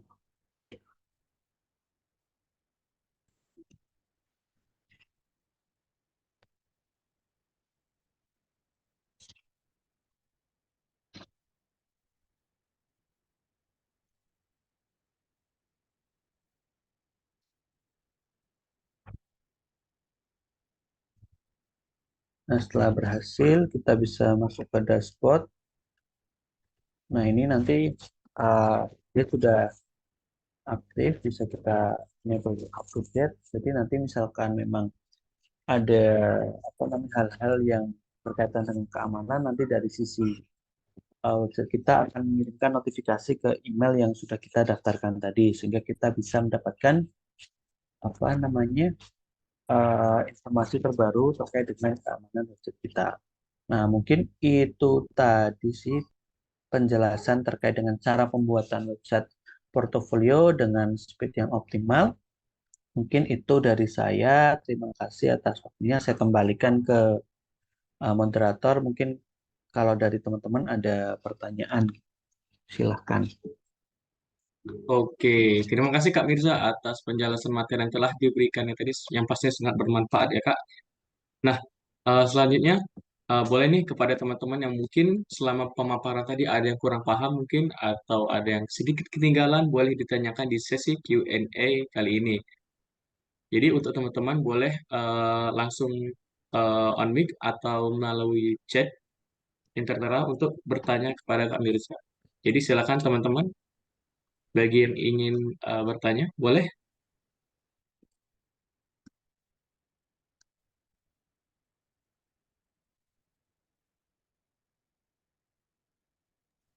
Oke, ada yang raise hand, boleh kepada Rizky. Sebelumnya perkenalkan Kak, selamat malam. Saya Rizky Hairunisa, izin bertanya Kak. Tadi kan ada menyinggung yang plugin-plugin itu Kak, boleh minta listnya nggak Kak? Tadi soalnya agak ketinggalan. Terus sama mau bertanya, tadi kan ada yang drag-drag elemen buat asetnya itu kan Kak. Kira-kira itu, halo? Halo, ya. Kira-kira elemennya itu bisa copyright nggak ya Kak? Untuk mengantisipasi copyright itu gimana Kak? Terima Oke. kasih. Baik, terkait dengan yang pertama, itu listnya nanti Kak Rizky bisa cek lagi di tag materi yang saya share. Kemudian tadi untuk yang pekan kedua, untuk ini ya image-image atau mungkin untuk apa namanya gambar-gambar yang yang digunakan gitu ya elemen-elemen itu copyrightnya seperti apa gitu ya. Nah terkait dengan elemen atau gambar ataupun konten-konten pendukung lain itu sebenarnya biasanya di penyedia kontennya seperti di Unsplash tadi itu juga dia di Unsplash atau di Freepik itu juga dia sudah menyediakan informasi apakah ini kontennya bisa free use atau bebas digunakan atau ada lisensinya seperti itu. Tapi biasanya memang kalau untuk di Unsplash yang bukan Unsplash Plus itu masih bisa digunakan untuk kebutuhan yang secara free gitu ya nggak dikomersilkan gitu. Tapi kalau misalkan kita bicara dengan terkait dengan website portofolio itu ya sifatnya kan memang tidak dikomersilkan tapi digunakan untuk kebutuhan kita pribadi. Itu masih bisa digunakan gitu. Tapi ya lebih baik kalau misalkan kita memang punya konten yang berkaitan dengan jasa kita atau punya foto itu bisa menggunakan lebih baik menggunakan foto dari kita sendiri seperti itu. Mungkin itu jawabannya Kak Rizky. Apakah sudah menjawab?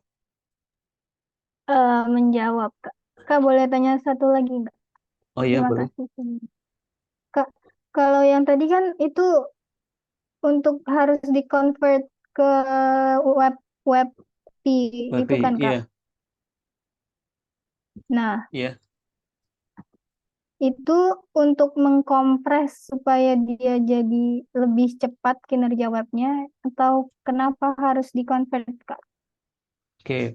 Yang pertama benar itu tadi digunakan untuk ini ya mempercepat akses dari websitenya gitu. Karena kan ketika kita menggunakan sebuah ekstensi yang mungkin sebenarnya sudah didukung oleh WordPress, tapi kalau dari WordPress sendiri dia lebih prefer untuk menggunakan ekstensi WP karena dari WP sendiri dia akan lebih mudah untuk diakses daripada PNG seperti itu. Dan biasanya juga pengaruh di masalah resolusi. Selain itu juga ukuran image itu juga berpengaruh di sisi pengukuran kecepatan dari website yang kita gunakan. Karena juga contoh misalkan kita punya banyak portofolio gitu ya. Tidak mungkin kita langsung ditampilkan di misalkan ada 20 gitu gambar. Kita nggak mungkin langsung ditampilkan 20-nya karena itu akan berpengaruh ke kecepatan dari website kita. Karena kan semakin banyak file yang di-load oleh satu halaman itu juga akan memperberat dari sisi server. Nah, ketika memang servernya berat, itu juga pengaruh di SEO karena kan dari SEO sendiri dia lebih memilih website yang lebih cepat untuk diakses seperti itu. Baik, Kak. Terima kasih untuk jawabannya. Oke. Oke, terima kasih Rizky atas pertanyaannya. Mungkin kepada teman-teman yang ada pertanyaan boleh langsung raise hand atau melalui kolom chat.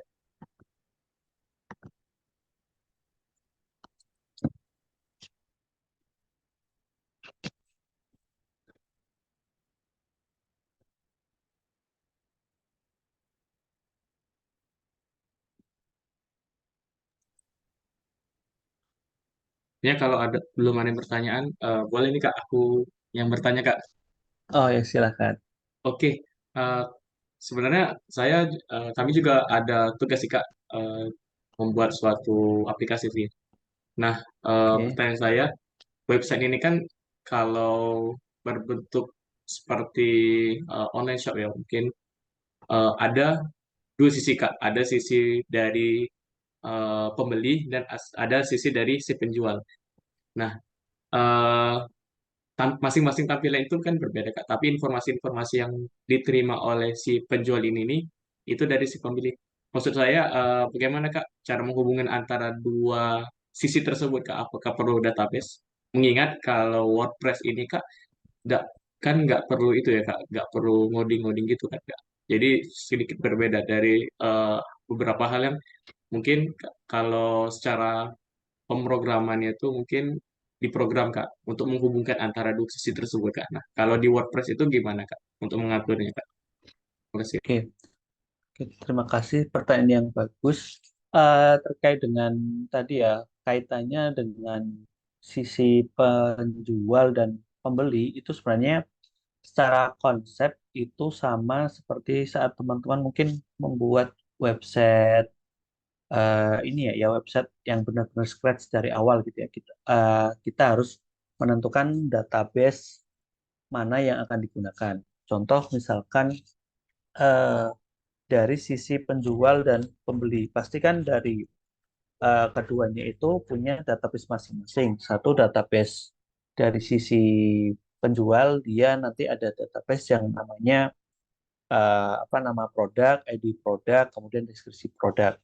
Kemudian nanti dari sisi pembeli, dia juga ada database yang nantinya akan mengambil produk tersebut gitu atau di modelnya gitu. Nah, nanti kan untuk dari sisi database yang akan digunakan ke database pembeli ketika si pembeli ingin mengambil produknya itu kan pasti ada unique key gitu ya di database. Nah, itu juga pastinya akan digunakan juga di WordPress. Cuma memang dari sisi apa namanya eh, model view sama kontrolnya itu di WordPress itu berbeda.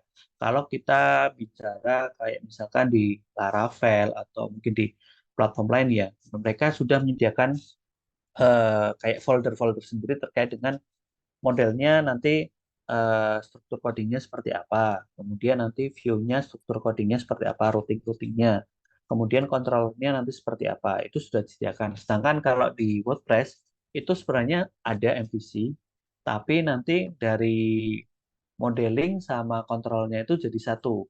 Nah, itu nanti kalau ke depannya memang ada teman-teman yang ingin masuk ke dunia WordPress atau jadi WordPress developer itu yang perlu dipelajari di situ terkait dengan struktur-strukturnya karena WordPress ini cukup unik jadi berbeda dengan struktur platform yang pakai MVC pada umumnya gitu sih.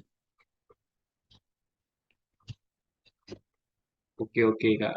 Saya juga baru tahu sih kalau seandainya WordPress ini memang sedikit berbeda dari web developer. Oleh sebab itu ada yang disebut WordPress developer ya Kak tadi itu kalau nggak Iya, salah iya. saya benar. Oke, oke, oke. Satu pengetahuan yang baru. Oke Kak, makasih Kak atas jawabannya Kak. Nah, ini ada pertanyaan lagi nih Kak dari Zil Gianti Vito. Nah, malam izin bertanya Kak, untuk hostingnya ini bisa hosting Node.js atau Python nggak ya Kak? Tuh, boleh Kak?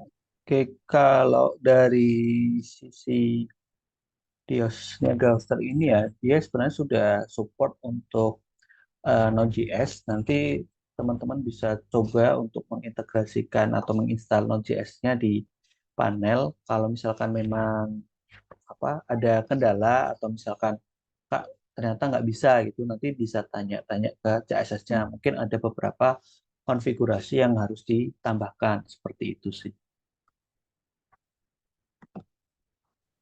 Oke, gimana Kak Kak Vito? Sekiranya apakah bisa dimengerti jawaban tadi? Atau masih ada yang ingin ditanyakan lagi?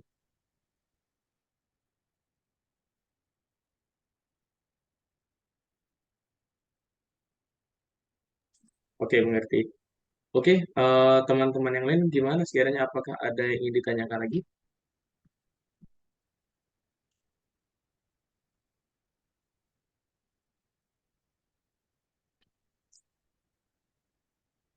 Ataukah masih ada yang ngetik ini nih?